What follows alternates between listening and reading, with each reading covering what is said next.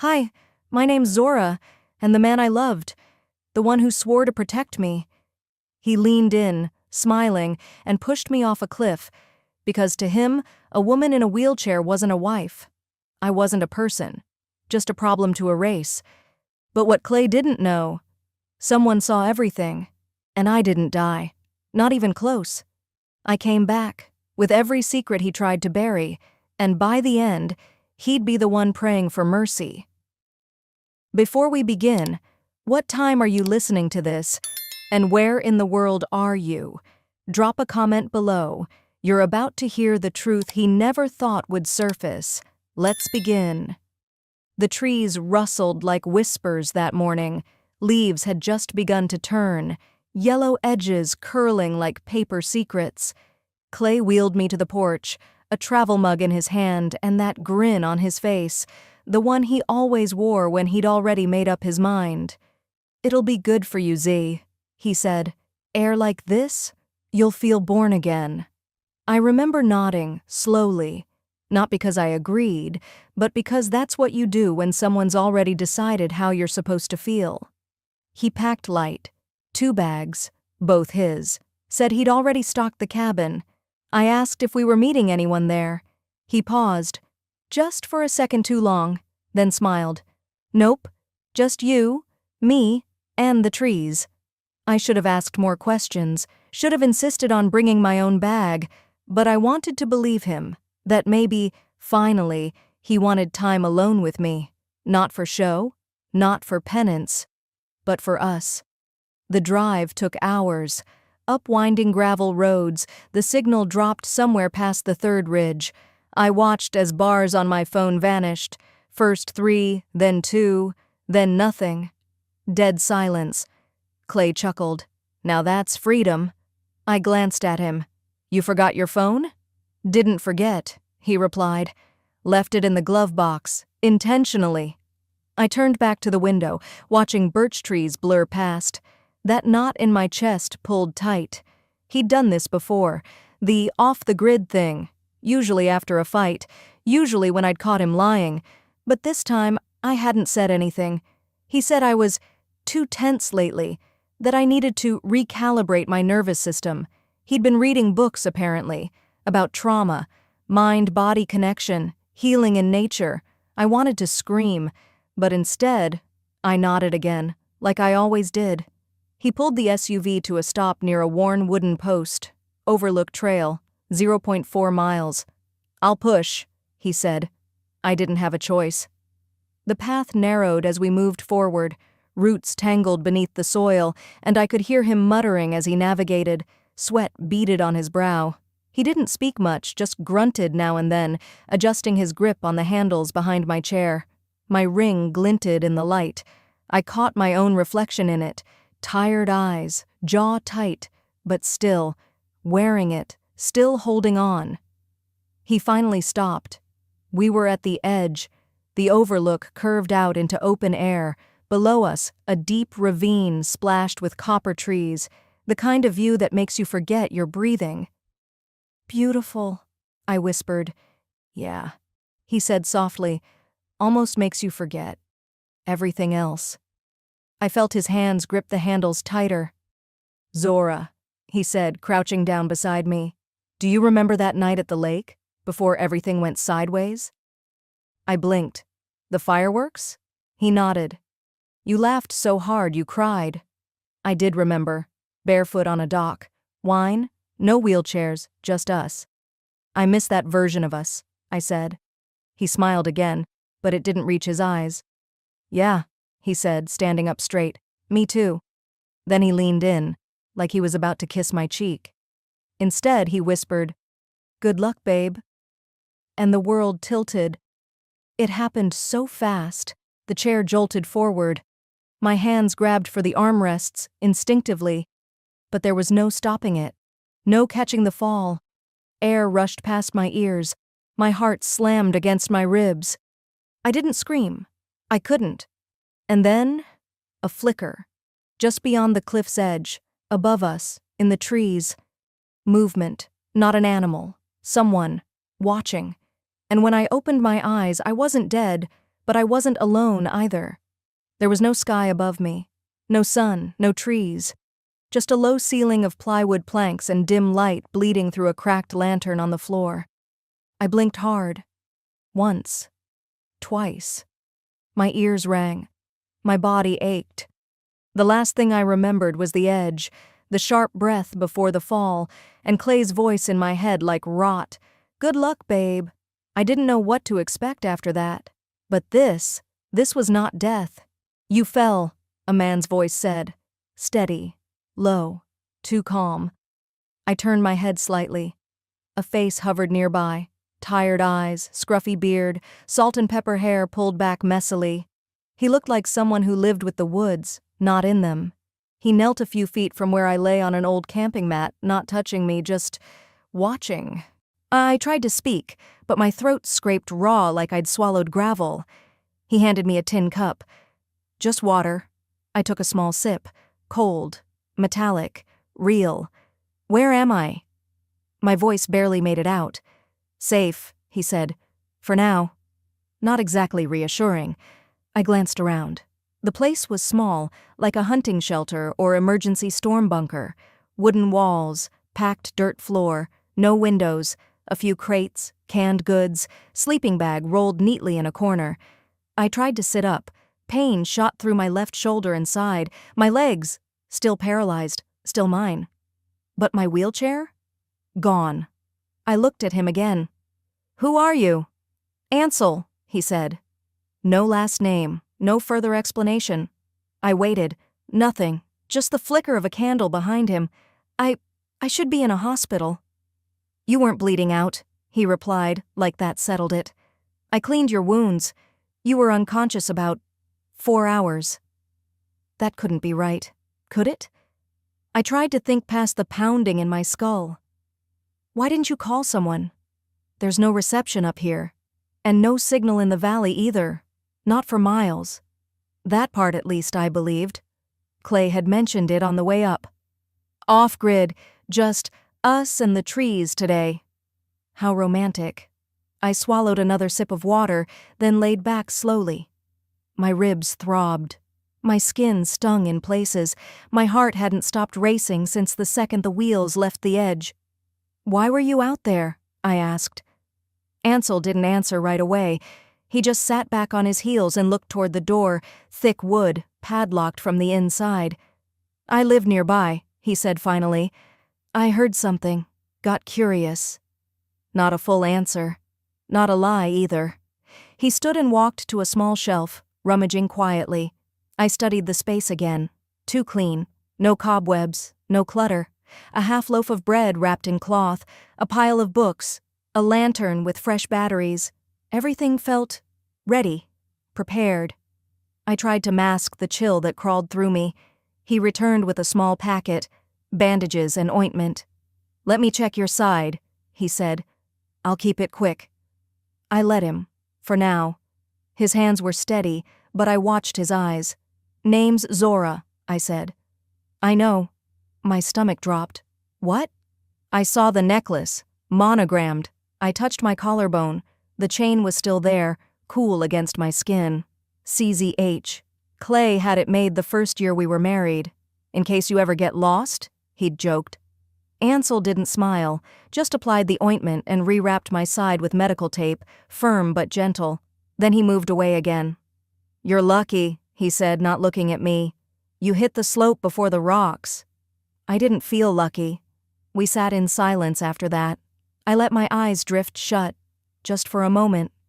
But the dark behind my lids was worse, so I stayed awake and thought about Clay, about the last 3 weeks. He'd been attentive, oddly so, bringing me breakfast, asking how I was sleeping, telling me, "You've been through so much, babe. Let's just simplify everything, sell the extras, make life easier." At the time, I thought he meant decluttering the garage, but then there was that call he made on speaker. "Yeah, I liquidated the stock, just like we said." When I asked what it was about, he laughed. "Boring finance stuff, you wouldn't care." I cared now. He'd been laying the groundwork, the trip, the hike, the way he left his phone in the car, the way he kissed my forehead just before he... I flinched. Ansel had gone quiet again. He was sitting on a crate now, flipping through a book. A real paperback. No screens, no distractions, no way to call for help. My body still ached, but my brain started working again. I scanned the room. No phone, no pictures. But nothing about this space felt temporary. There was one cabinet near the back, wooden, small, locked. But the drawer above it wasn't. The next morning, or maybe hours later, he stepped outside for firewood. I waited until the sound of boots on dirt faded, then pulled myself across the floor. Slow. Every inch a war. The drawer slid open with a low creak.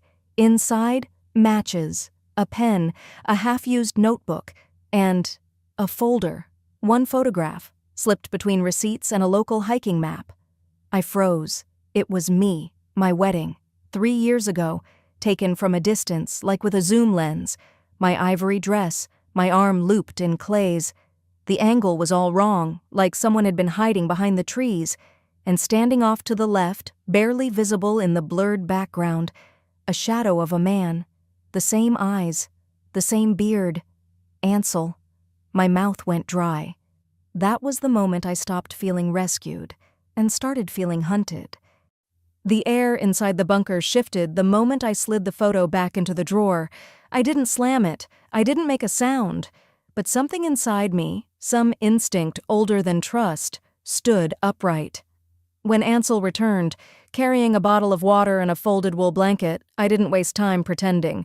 "Where did you get that photo?" He froze mid-step, but not in guilt, more like someone who'd been waiting for that exact question. His eyes didn't blink. "I was there."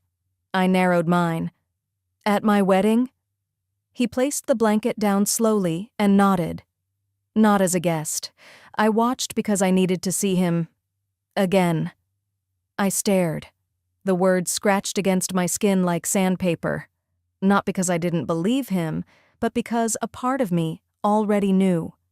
I want the truth, Ansel. All of it. No riddles, no half-stories. Who are you? Why were you there? He sat, not across from me, but beside the small heating unit in the corner, as if warming himself was more urgent than defending himself. "His name's Clay, right?" he began quietly. I didn't answer. "He took something from me once," he continued, "and the day I saw his name in the paper, your engagement, the same last name. I followed him, I waited, I saw the signs, and then I found you." A silence filled the space that even the buzzing heater couldn't mask. I wanted to scream. I wanted to curl into a ball and disappear. But instead, I just stared at the man who claimed to know my husband better than I ever did. "Who are you to him?" I asked, my voice thin. Ansel tilted his head. "No one he'd remember. But my sister might have." Something tightened in my stomach. "Her name was Meredith," he said. "She dated Clay about 10 years ago. She fell from a second-story balcony, broken spine.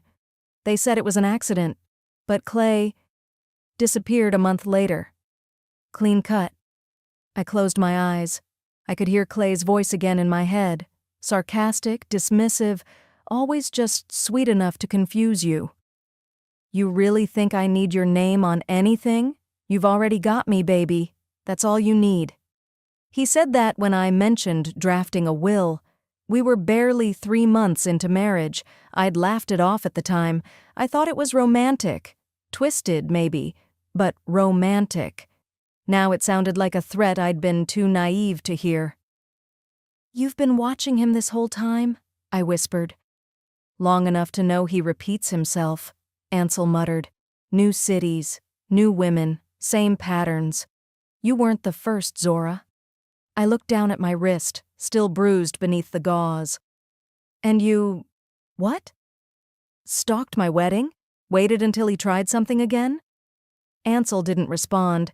Instead, he reached into the inside of his jacket and pulled out a small leather notebook. "I log everything. Every city, every woman I suspected. You're the first who didn't vanish without a trace. He got sloppy." My throat tightened. "Because of the insurance?" Ansel nodded. "It's always money. He plays the long game. Love bombs, isolates, waits, but he doesn't leave fingerprints. That fall of yours..." He paused. It didn't look like an accident. A cold silence passed between us. He wasn't wrong. That morning, before the stairwell, Clay had asked if I'd remembered to send the updated beneficiary form. Just in case, he'd joked, holding my coffee mug out with an odd little smile. I never drank it. I'd poured it down the sink, distracted by a phone call. But I'd wondered about that smile for days. Now I didn't have to. "Does anyone know I'm alive?" I asked suddenly. Ansel shook his head. "Not unless they followed your wheelchair into that ditch." I exhaled, slowly. My ribs ached, my pride worse. "Then let's keep it that way." Ansel looked up. "I want Clay to think he won. Let him plan his next move, start spending what he thinks he inherited. I want to watch him unravel in real time." A faint flicker of something passed across Ansel's face. Respect, maybe, or recognition. "You really think you can pull this off?" I nodded once. "But I'll need time. And you, to watch." "And you?" he asked. I looked toward the drawer, then at my bandaged hands. "I'll write," I said. "Everything I remember, every conversation, every red flag I ignored. I'll build a timeline so clean, even his charm won't save him." Ansel nodded slowly, rising to hand me a fresh notebook. No cover, no label, just a blank page and a ballpoint pen. I flipped to the first line, then paused. Because the only thing more dangerous than a man who thinks you're weak is one who thinks you're gone. I watched the motel curtains shift in the breeze from the cracked window, faint sounds of a vending machine humming outside. Ansel was out grabbing a burner phone and some groceries. I told him to pick up the kind of cereal Clay always said was for poor people. It made me laugh under my breath. That small defiance felt good, like spitting on a memory without making a scene. I waited until I heard his car roll away, waited longer still, just in case. Then I stood, moved to the end of the bed, and reached for the inside hem of my coat. There, stitched beneath the lining, right where the seam dipped under the armpit, was a thin flap. I tugged it open and pulled out the pouch, just a small waterproof plastic sleeve. Sealed, discreet, and mine. Inside was a flash drive and a folded note. I held them like you would a match about to strike. "You never noticed I never let you pack for me," I whispered. Clay had always insisted on controlling our travel, flights, luggage, hotels, but I always drew the line at packing. He thought it was stubbornness. It was survival. I laid the items on the table and sat quietly, fingers tracing the edges of the drive. Part of me wanted to burn it all. Another part, the bigger one, was ready to use it. 15 minutes later, Ansel came through the door carrying a small bag and a look of mild suspicion. "You look like someone just saw a ghost." I shook my head, just remembering I'm not one. We set up on the table. Ansel opened his old laptop. He kept it for dirty work, as he put it. No cloud backups, no Bluetooth, just wires and dust and secrets. He handed it over without asking.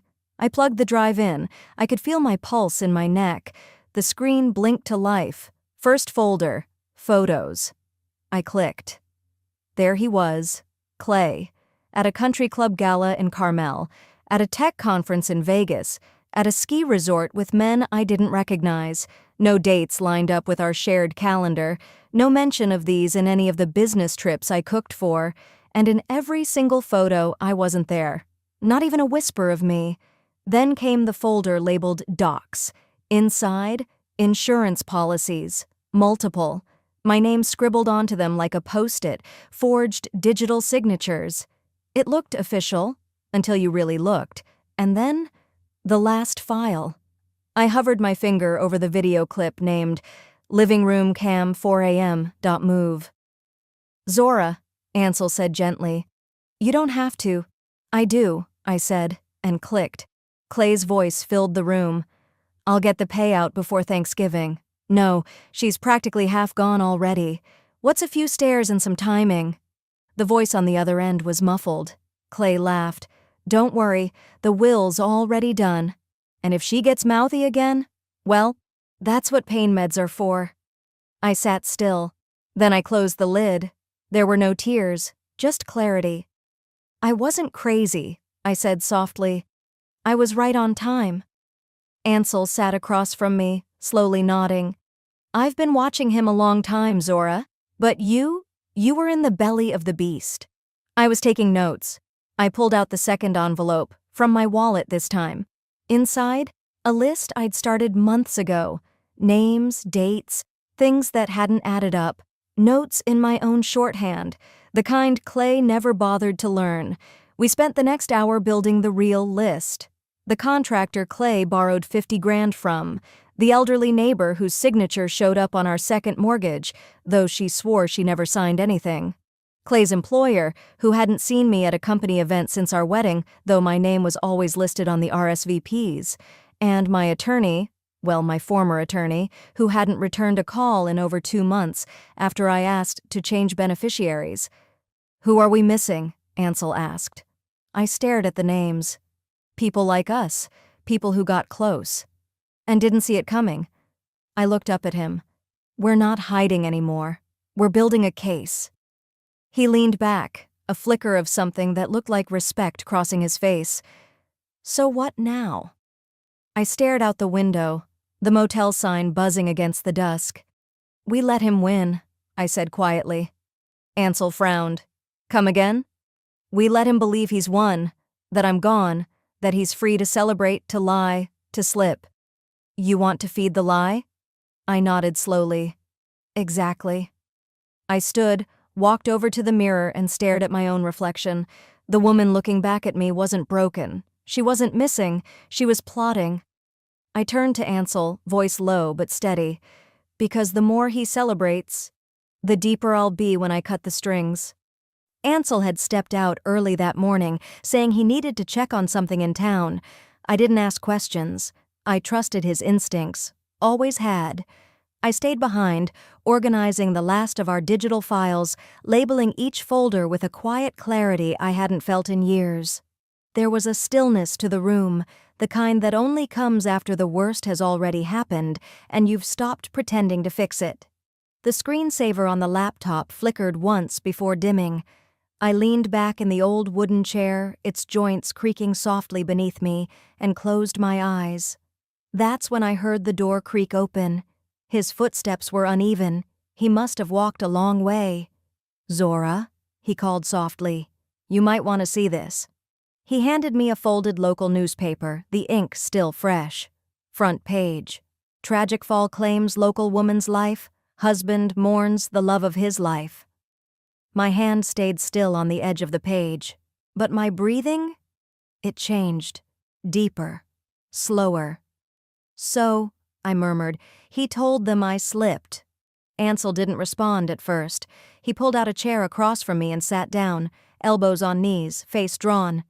He cried on camera, he said. Said you loved hiking. Said it was your favorite trail. That you lost your footing near the edge. He even wore that red sweater you used to hate. I didn't blink. Of course he did. There was a moment of silence between us, not awkward, just dense, the way silence gets when the truth finally shows up wearing a mask. He's already moved on to phase 2, Ansel added, reaching into his coat. Here. He slid over a small stack of printouts, emails, legal summaries, internal memos. He filed the insurance claim, he said, $750,000, listed you as deceased, said the body hasn't been found, but all signs point to irreversible loss of life. His words. And the business? I asked. Ansel nodded grimly. He submitted documents to your old company, claimed power of succession, even used your digital signature, sloppy work, but confident. He's trying to erase me, I said, almost more to myself than to him. He's trying to cash in, Ansel replied, and fast. I took the pages into my lap. The ink smudged slightly under my fingers. My name was there. So was my old company's logo. A company I'd helped build before I walked away to play house with a man who saw my ambition as a threat. And just like that, a name surfaced. May. May had been more than a business partner. She'd been the one voice I ignored when I shouldn't have. The week before my wedding, she sat across from me at a Thai place in Santa Monica and said, "You're smart, but don't confuse charm for character." I'd laughed at the time, told her she was overreacting, but she hadn't smiled back, just stirred her noodles and said, "Some people don't fall in love with you. They fall in love with what you can give." I hadn't spoken to her in nearly 2 years. When I left the company, I made it clean. No drama, no severance, no lawsuits. I just handed over my shares and walked away. But May still held stock and secrets, and unlike Clay, she didn't fold under pressure. As the afternoon stretched on, I returned to my files. The digital drive we'd hidden in my coat had more than photos. I began organizing my own counterattack, a slow, deliberate reveal. There were my original medical records, taken before Clay had tried to tidy up my profile during our mortgage renewal. He'd always insisted he was just optimizing for privacy. I hadn't questioned it then. I do now. Next came a buried transaction history, a shared account I never knew existed, opened in both our names, but only he had accessed it. The bank statements painted a trail, withdrawals to hotels, transfers to shell companies, even a payment to someone listed as consultant services the week before our last vacation. But what really made my breath catch were the voice clips. I'd forgotten about the smart device in our kitchen, the one Clay insisted on installing just for convenience. It had logged everything, and lucky for me, archived voice data was retrievable with the right command codes, which I knew because he never changed the defaults. I clicked through audio clips one by one, my finger hovering near the volume. There he was, laughing with someone over the phone. "She's getting sentimental again. Thinks we're going to buy a place upstate." A pause. "No, she has no clue. I'll get the payout before Thanksgiving." In another clip, he muttered late at night, "If she falls, it'll be fast. No one will suspect a thing. She's clumsy." And then, my name, spat like an afterthought. She never listens anyway. She was just convenient. I saved everything, backed up to 2 drives, uploaded to an encrypted cloud, and printed hard copies. Ansel walked back into the room as the sun dipped behind the hills, casting golden light across the rug. "I called May," I said. He raised an eyebrow. She didn't hang up. The corner of his mouth twitched. "That's something." "It's more than something," I replied. "It's leverage." We sat there in the half-light, side by side, the sound of cicadas starting outside. He looked over at me. "What now?" I turned toward him, voice steady. "Now all I need is one witness, someone he thought would never speak again." Ansel stood near the doorway, arms crossed, eyes steady on mine. "She's still in state," he said quietly. "Working at a dry cleaner out in Ashburn. Goes by Marta now." I didn't blink. My heart didn't skip. But something inside me realigned, sharpened. "Can you take me?" I asked, already knowing the answer. We left within the hour. The sky was thick with overcast, a storm threatening to build but never quite delivering. As we crossed into Ashburn, the houses became closer together, older, windows sealed with plastic to keep the cold from leaking in. The laundromat was nothing special, a plain building with rust-streaked awnings and flickering signage. But when Maria stepped out the back, her apron spotted with starch and lint, I saw her face go pale, and then red. She dropped the laundry basket and ran to me, her arms shaking as they wrapped around my shoulders. Her voice cracked into Spanish before she even caught her breath. "Dios mío, you're alive." I nodded once. "They said I fell." She pulled back, and I saw something raw flicker in her eyes. "He told everyone you slipped," she whispered. "But I knew better." We didn't talk there. I asked Ansel to drive us to a quiet diner 2 towns over, one with booths high enough to keep eyes out, and coffee burnt enough that no one lingered. Maria sat across from me, both hands wrapped around a chipped mug. "I kept notes," she said. I didn't know what else to do. Her hands trembled slightly as she opened the folded pages she had kept buried in an old plastic lunchbox. They were dated, some smudged. But every entry was meticulous. Every one of them outlined the same patterns. Clay making late calls, whispering about removing liabilities, laughing to someone on the other end about paperwork nearly finalized, and one note that hit harder than the rest. January 9th, found wheelchair in garage, right brake cable frayed, looked intentional, told Clay. He said it was wear and tear. I didn't believe him. I didn't realize how quiet I'd gone until Maria reached out, fingers gently brushing my wrist. "He scared me," she said, "but you were always kind. You treated me like I mattered." I swallowed hard, forcing my jaw to stay still. "He fired you." "For asking questions," she said simply. "But I stayed in touch. I wrote, slipped the letters into the books you liked. I didn't know if you saw them." "I did," I whispered. "They helped me hold on." She reached into her purse and pulled out an old USB drive wrapped in plastic. "I don't know if you remember," she said, "but one night after he screamed at you, you sat in the kitchen and recorded something on your phone. You said it was in case anything ever happened." I stared at the drive. The memory was vague, a blur of emotion and noise, but it began to crystallize. I had recorded something. I deleted it right after, or thought I did. "I had synced your phone to my tablet once, for music," she said, sheepish. "It backed up there." I took the drive. My fingers felt foreign around it. "Thank you." We dropped Maria off near the corner store she now walked to after work.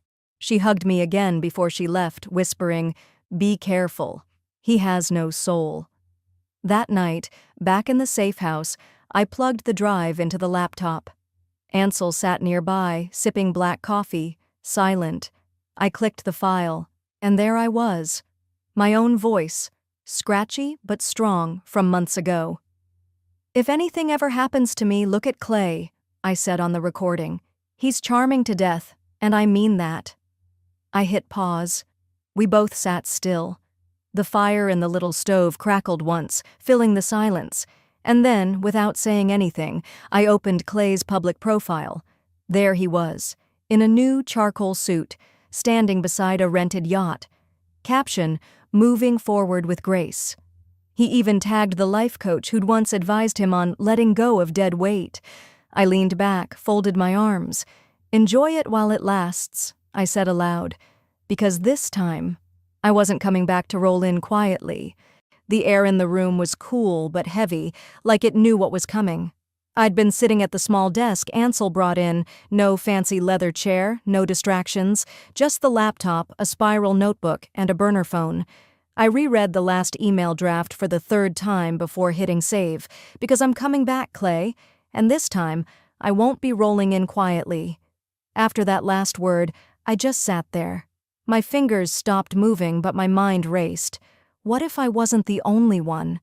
That thought had been scratching at the back of my skull for days now, like an itch you can't quite reach.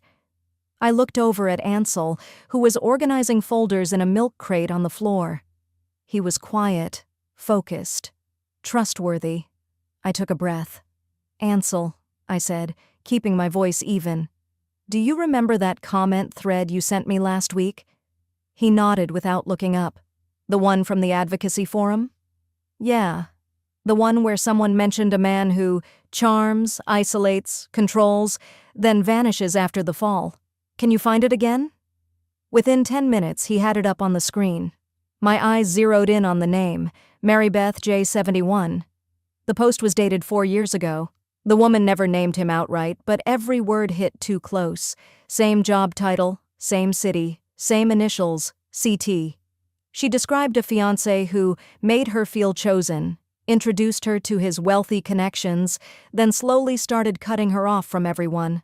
Then came a hiking trip, a slip, and a fall that left her with 2 fractured ribs and a shattered shoulder. No criminal charges, no visitors. He disappeared 2 weeks later. I swallowed hard. "Zora?" Ansel said softly. "You okay?" I shook my head. "He's done this before, Ansel. It wasn't about money. It's a pattern." That was the moment I stopped being just a victim. I became a witness, too. And I wasn't going to be the last. Ansel dug into archived user data. We found a trail.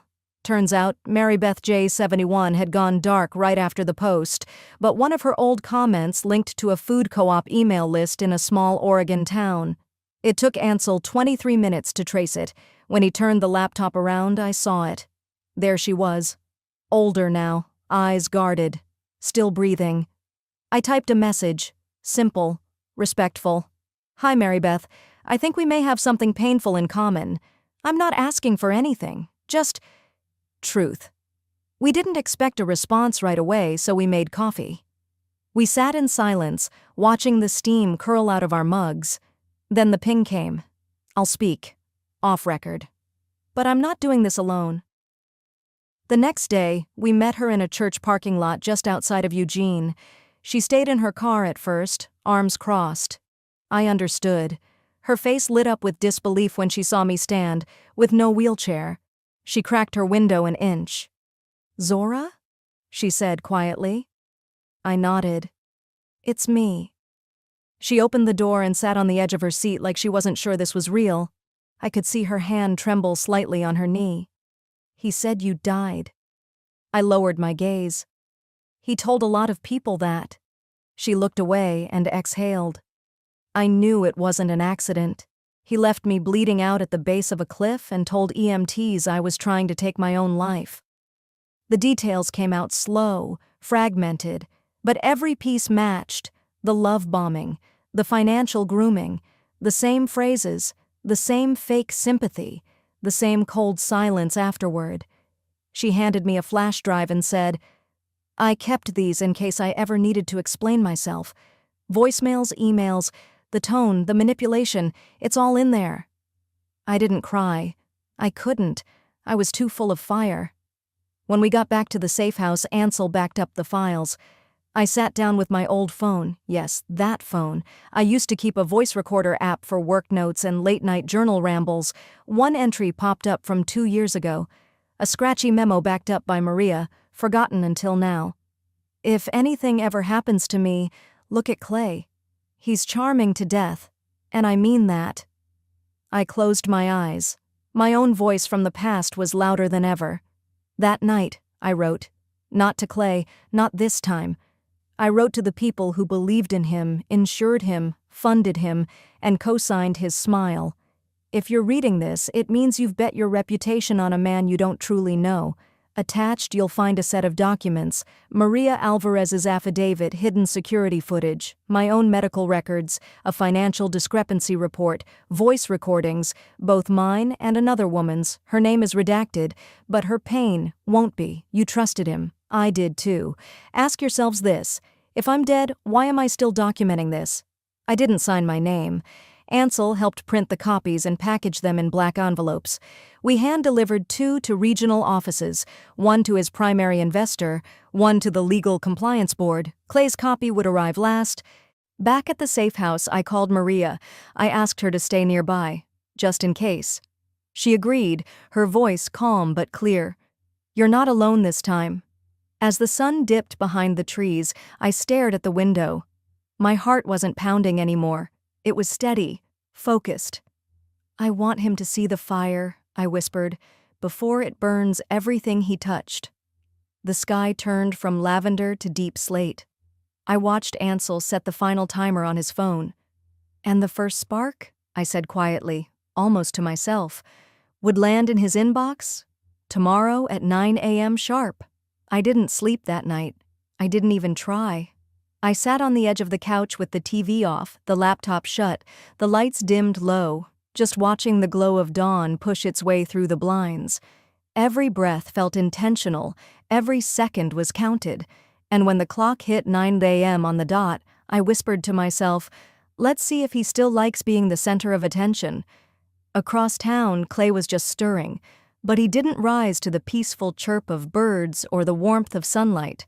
No, what greeted him that morning was chaos.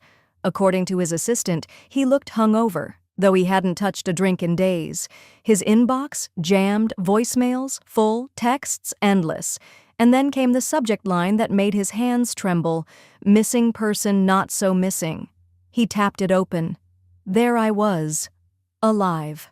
time-stamped security footage of me walking into urgent care, hospital scans with my name, records of my voice, signed witness affidavits, and worse, it was a group email, dozens of recipients, some names I recognized, board members, investors, insurance contacts, others were strangers, press, lawyers. His assistant reportedly stood frozen in the doorway, holding his coffee, watching his face shift from pale to green. I wasn't there, but I could imagine every second. And God help me, I didn't feel guilty, because in each of those files, I wasn't pleading for mercy. I was simply proving I existed. That same morning, screenshots began making the rounds online.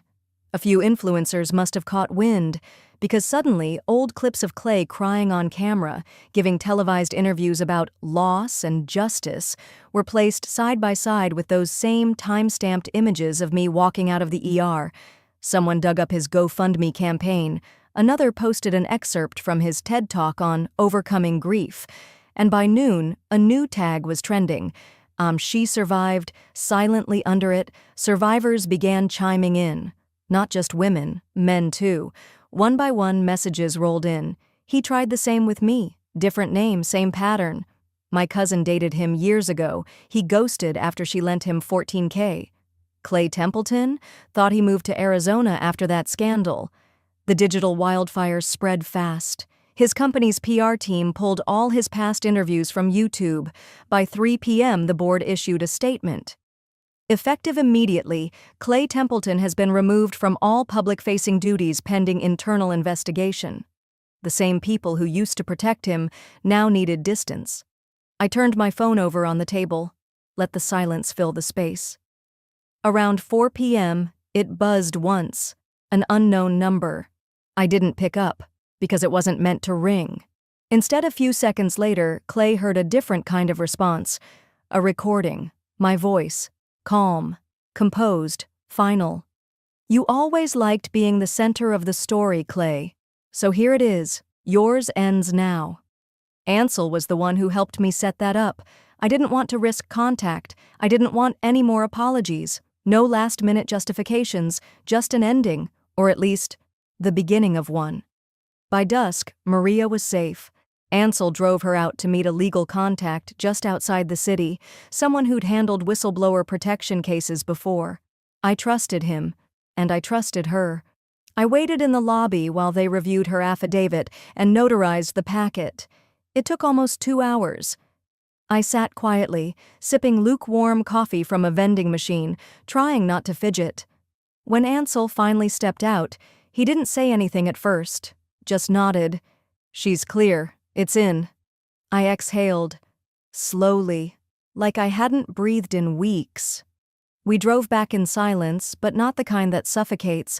It was clean, still, grounding. As we pulled into my driveway, Ansel parked, left the engine running. He turned to me. The DA's office reached out, quietly. They said, "We'll be in touch."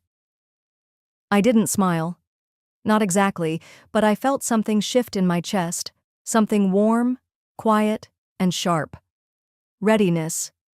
I opened the door, stepped out, and looked up at the night sky. There were no fireworks, no dramatic music playing, but I didn't need them, because the truth had already landed. And Clay? He wouldn't be standing much longer. The words had barely left my lips. Because the next time we meet, he won't be standing. When I closed the laptop and stared out the window of the quiet little studio Ansel had rented for us, I didn't sleep much that night, not out of fear, but because, for once, I wanted to be fully present when the truth met daylight, and daylight came in the form of a summons. I didn't step into the courtroom in a dramatic entrance. No slow wheel of a chair, no gasp from the benches, just a quiet connection. Me, framed in the upper corner of a screen above the judge's bench, hair pulled back tight, blouse buttoned to the neck. No makeup, no pity, just presence. Clay, though? He entered like a man who hadn't slept in days. Suit rumpled, tie loose, eyes darting to every corner of the courtroom, as if trying to spot a trap before it sprung. As if he didn't already know. It had sprung. He looked up at the monitor and froze. His attorney leaned in to whisper something, but Clay didn't move, didn't blink, just stared at the woman he'd tried to erase, now larger than life, broadcast for all to see. I let my gaze rest on him, calmly, not cold, not cruel, just steady. The judge opened the proceedings, acknowledging my remote presence due to medical and legal accommodations, but then his tone changed. He made it clear. My testimony was not an accessory to the case, it was the foundation. From that moment, the tide turned. Maria's affidavit was read first, word by word, no detail spared, not the medications, not the threats, not the night Clay called her into the office and said, "Help me cover this, and I'll make you rich." Then came the forensic evidence, financial tampering, transfers made in my name, then routed to offshore accounts in his. The smart home system logs were played aloud, a string of edited audio files, time-stamped inconsistencies, even a recorded message of Clay rehearsing lines like, "We did everything we could, she just disappeared." And finally, the emails. Cold, calculating. One in particular made the courtroom stir. "If she's gone long enough, she's no longer a liability. That's just math." Clay's jaw twitched. His lawyer whispered again, but this time Clay stood up. "Your Honor, Sit," the judge said, not unkindly, but firm. Next to him, an investigator from the insurance company raised a folder. "We are filing independent fraud charges against Mr. Colgrave," she said, "effective immediately." Clay's head dropped into his hands. The room, for a moment, fell completely silent, except for the rustle of reporters scribbling notes behind him. Then came cross-examination. His lawyer tried to shift blame, talked about mental strain, complicated grief, confused memory. But nothing stuck. The facts were too solid, the lies too rehearsed, and that's when Clay played his last card. He stood again, unprompted, and turned to the screen. "You can't destroy me, Zora," he said, voice cracking. "What we had, it was real. I loved you. You know I did." I didn't speak, didn't flinch, didn't grant him the power of a reaction. I just watched, and in that silence, everything broke. The judge pounded the gavel once. "Mr. Colgrave, sit down, now." He did, because even he understood. His performance was over. Weeks passed. I didn't attend the bail hearing, but I got the call. Denied, flight risk, and pending multiple felony charges. Ansel and I moved again, not far. Just enough. We met May in a corner cafe. She'd brought paperwork, a new nonprofit. Same mission, but this time, in my name. No ghost signatures, no boardroom betrayals, just a beginning I could own. Maria joined us a week later, hair dyed, glasses gone. The DA had granted her protected status. I offered her a job on the spot, operations director. She cried, I didn't, because somewhere deep inside I'd already cried all there was. Later that afternoon, Ansel packed the last of our things into the van. The sky was overcast, and the light was soft, the kind of light that made shadows less harsh. He closed the trunk and looked at me. "So," he said, "where to next?" I glanced at the small white card in my hand. It was the judge's ruling, stamped, final.